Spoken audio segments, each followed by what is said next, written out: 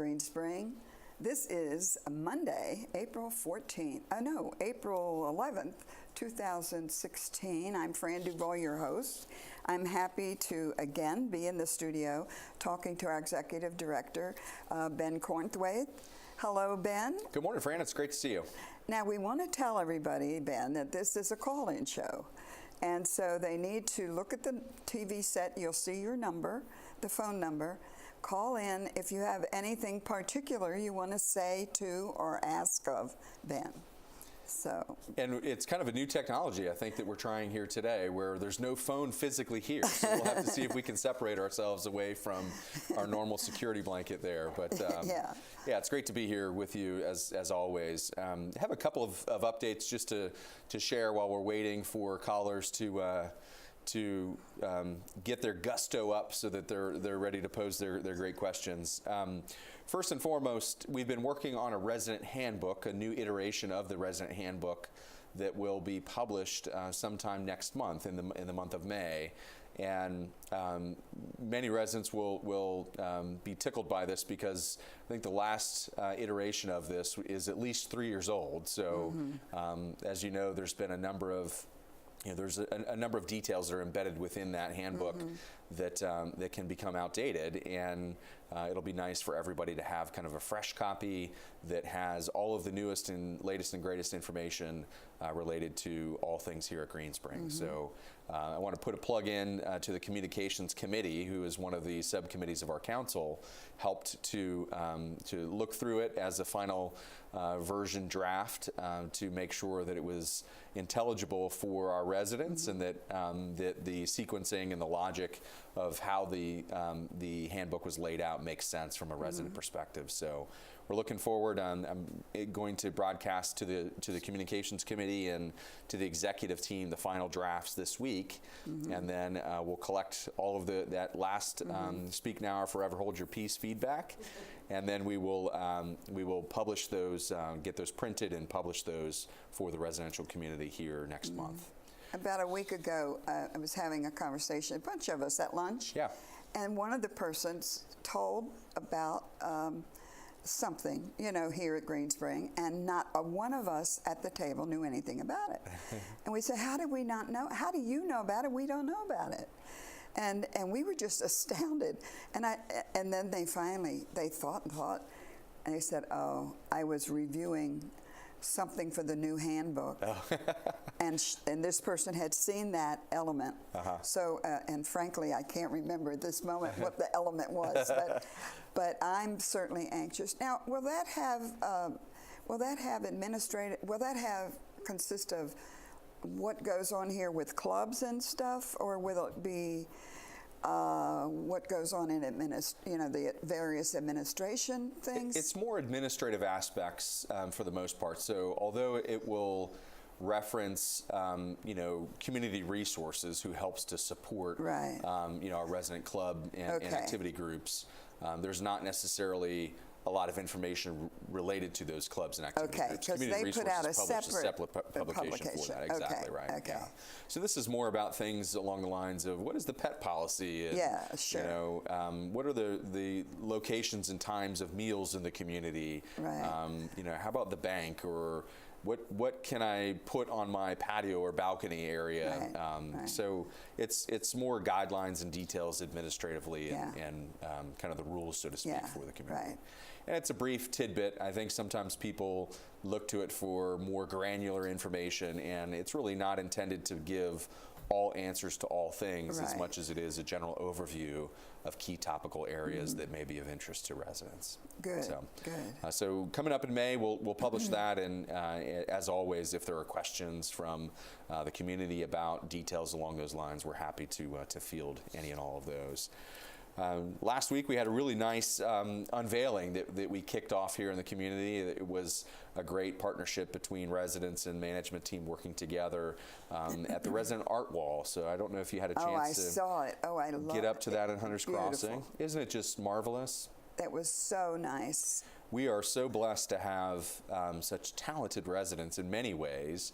But if you have seen the art pieces that are displayed, not only do we have some weavings that are displayed there on kind of the main wall that's lighted, but we also took advantage of the little niche areas adjacent to that wall that previously were displaying some pretty generic glass pieces. I think we probably picked them up from Home Goods somewhere, but so we've got some really beautiful bronze pieces that are being displayed there now that are also the work of another resident artist. Right. So it's really just a fabulous showcase, much more prominent in terms of the position in the community, and hats off not only to the artists but also to Ann Sampson and the team of my team members behind the scene that helped to pull all that off. Yeah, it's such a wonderful use of that whole lobby area, that wall. Yeah.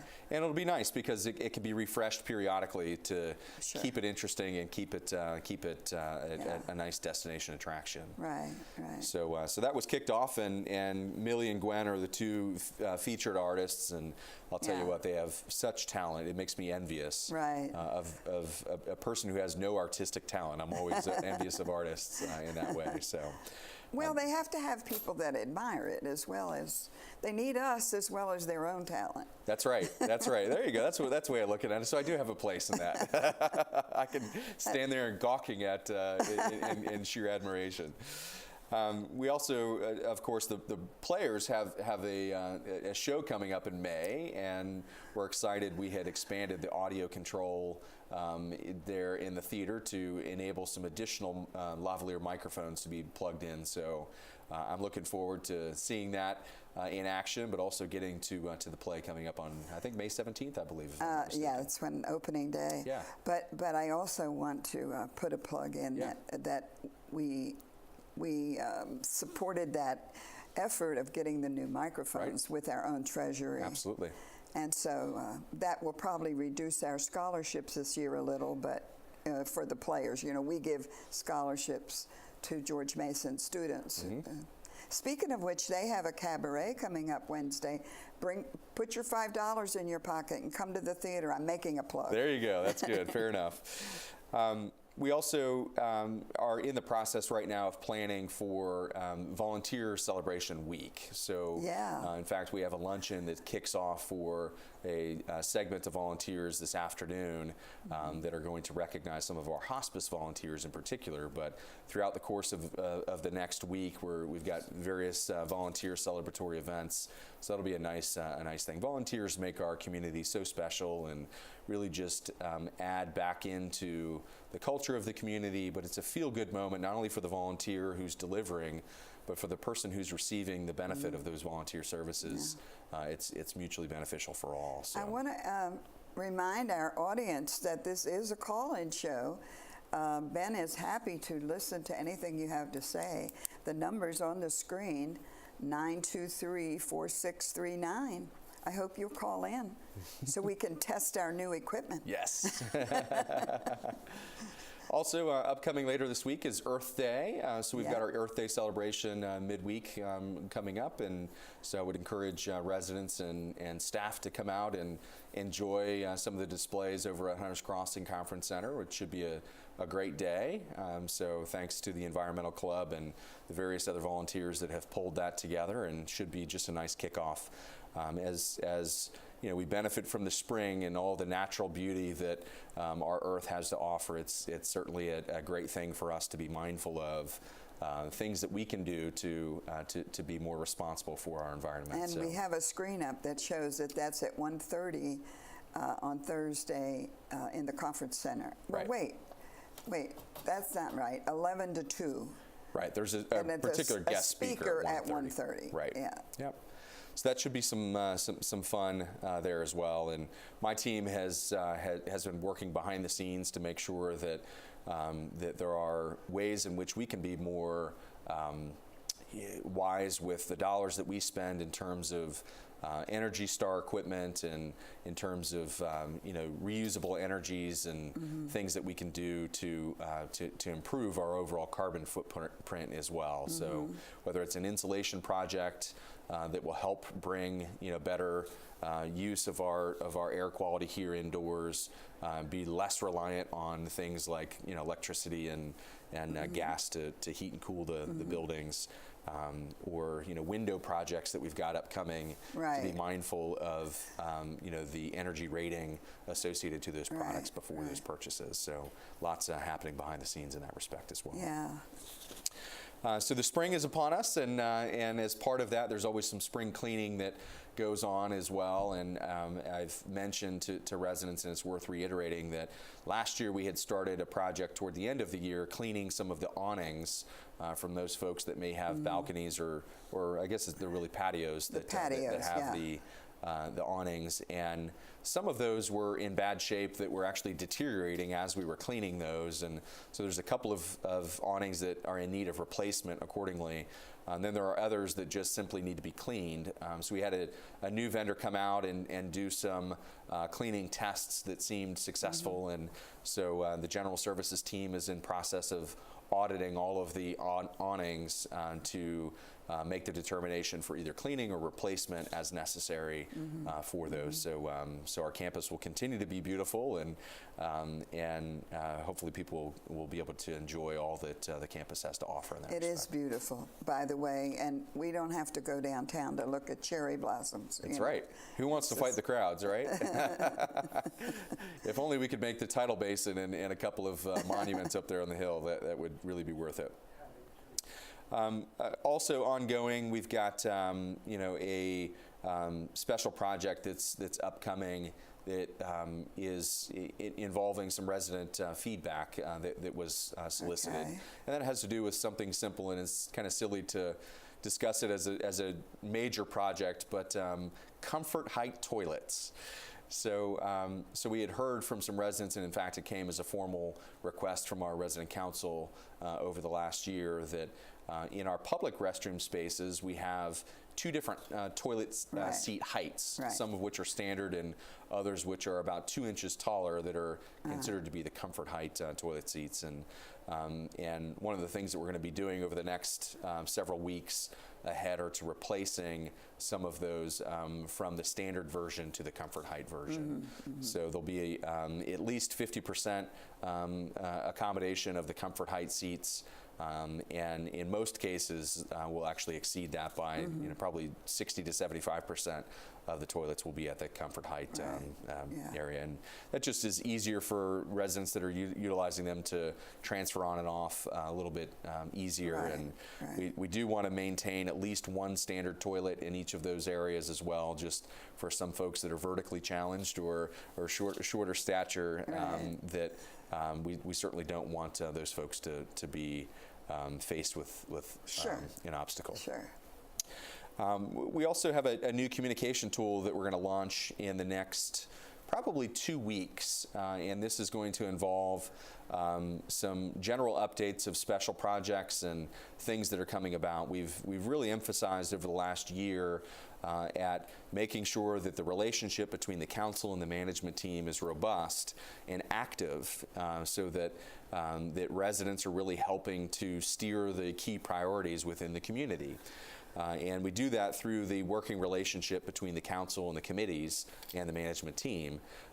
And so each of those committees have been hard at work to deliver on some of these new initiatives. And so we're going to put out a publication that's going to come out probably about every 2 weeks. So bi-monthly publication that will be some progress notes of things that we're accomplishing as part of those efforts. So it's going to be called Living the Good Life, and is going to just be a simple one-pager. It'll be front and back, that will be available at each of the front desks throughout the community, and is intended to just bring progress notes of things that are happening on campus that are indicative of, we heard you and we're responding to some of those recommendations and those key priorities. Listen, I want to remind you, the number is 703-923-4639. I hope you'll call. I guess we've answered all of the questions Well, thus far. I want to say, maybe we have.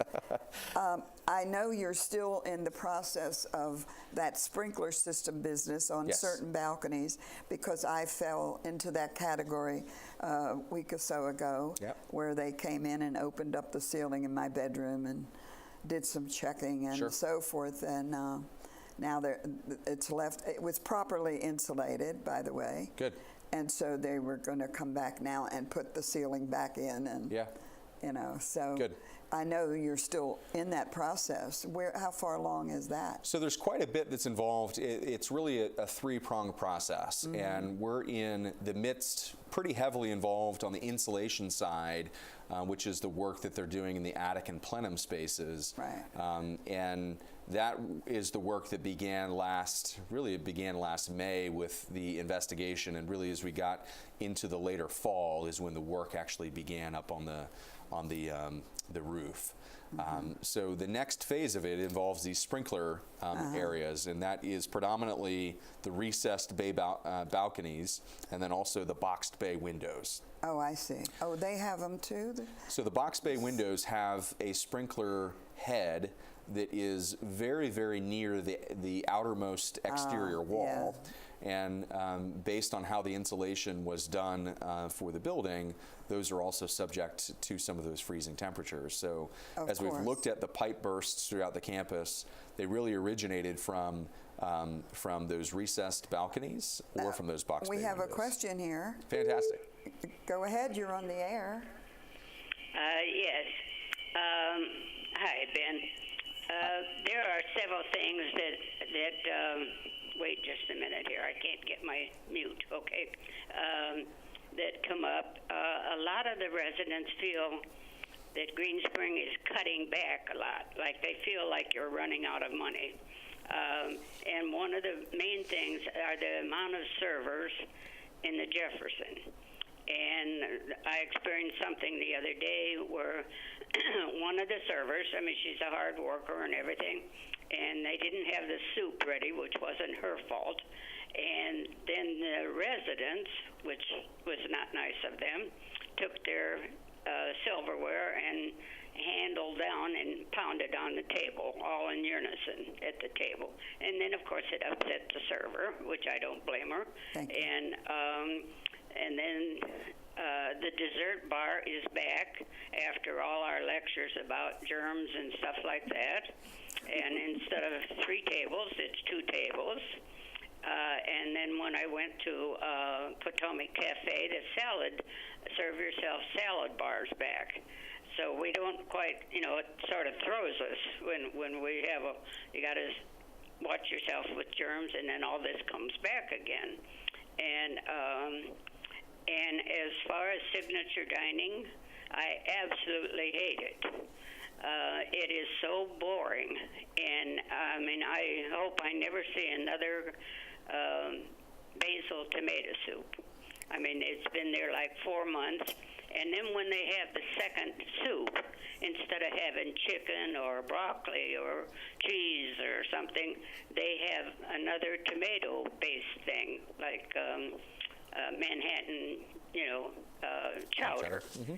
And anyhow, there's been a lot of complaints about people not having the same food, and it'd be like going to Mike's, which is a nice restaurant, but I wouldn't go there every day, even if they had specials.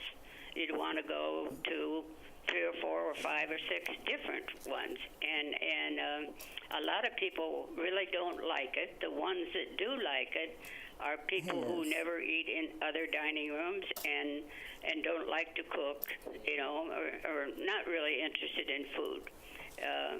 Anyhow, that was an earful to give you. I'll hang up now. Thank you very much for the call, first of all. And so I'm going to try to, I wrote down a couple of notes as you were speaking, try to answer each component of the question, if you will, or the statement more than anything. It started off with, it seems like Green Spring is cutting back. We must be running out of money. I think that's anywhere but far from the truth in terms of where we really stand, both financially, but I think also, I can appreciate the view that optically it may appear that there are cutbacks, and whether it be in a ratio of servers to residents, and that has to do with the fundamental of how the signature dining program is operated. Historically, our servers used to do everything soup to nuts, and they were the ones that would, be responsible for, going back into the kitchen to ladle the soups and prepare or pull the salads from the cooler. They were the ones that, were then providing the table service and everything, literally from A to Z. And we've created more specialty roles where we have individuals that are responsible for certain of those tasks, more in a specialist type of format. And our hope was that enables the server to spend more time on the floor interacting with residents, which is really where they're needed, versus tucked in the back of the house, if you will, in the kitchen or in one of the side pantry stations. And so although I can appreciate the view that I may see fewer number of servers, it's really because there are food runners, there are salad and individuals that are tackling the soup and salad orders, and there are other specialty roles that are designed kind of within the system itself. So in truth, as you look at the service pattern and the total number of employees that it took us to run the dining program pre-signature dining and then post-signature dining, there's considerable more employees needed in the signature dining aspect of that. So in fact, there are more resources providing for the same number of residents that are dining in our venues. As it relates to some of the other areas of satisfaction or dissatisfaction that the caller was describing, one fundamental that we encounter with a signature dining program is the frequency in which the menu items change. What we are doing is Eli and the dining committee have worked together kind of a program protocol, if you will. I wonder if the caller that you had before would mind if you took another call, but come back to her needs. We can do so. Go ahead with your call. You're on the air. Oh, somebody said they hung up. Okay. Okay. So talk about the signature. Yeah. So the frequency of when the menu items are changing, and so the dining committee and our dining management team have come up with some ideas as far as the protocol and how that will be, so that it is clear in each of the venues how often are the menu items changing. So there's some new information that's going to be published about that in the upcoming month that will involve some very specific details associated with that. So how many entree items are there? How often should we expect for these items to change? Which of these are daily changes versus monthly changes versus weekly changes? So there's multiple layers of frequency by which the menu items will be changing. So that should add some additional variety to the menu so that it remains anything but boring. We have our caller back. Go ahead, you're on the air. Okay. In regard to the attic renovation or whatever they're doing with the insulation up there, is that only a fifth floor issue, or is it every floor in the stack that has the balcony? And also, at one of your meetings, you were talking about some changes over in the medical center, and I just wanted to get a review of that. Thank you. So the question regarding insulation is happening in the attic and plenum spaces, which is only the highest floor, the top floor. Yeah. But the impact to the lower apartment homes in the stack is that if anything should burst from above, then it obviously all runs downhill, down to lower stack items. So although it's not directly affected by the insulation, it's indirectly affected by lack of insulation, if you will. As far as the change in the medical center, I'm not aware, I'm not sure what she was referencing in that context. So I can't think of. Could she have meant Garden Ridge? Were you doing anything about changes there? Yeah, I mean, there's been some changes of leadership team members at Garden Ridge, which may have been what she was referencing. So in the continuing care, Karen Boyce was our administrator of PAST, and I accepted her resignation and we've achieved her last day worked, and so as of this point, Holly Barrero, who was our assistant administrator, is leading the operation from this point going forward. Holly has been here since the place opened, hasn't she? Holly's been here for, I don't know the exact number of years, but I would say somewhere in the 14 to 15 year range, and has been here in different roles, but has been in the continuing care exclusively since that original time frame. So let me jump back to the signature dining components as it relates to those changes of menu. So let me try to describe a little bit when I was saying certain sections of the menu will change with greater frequency than others.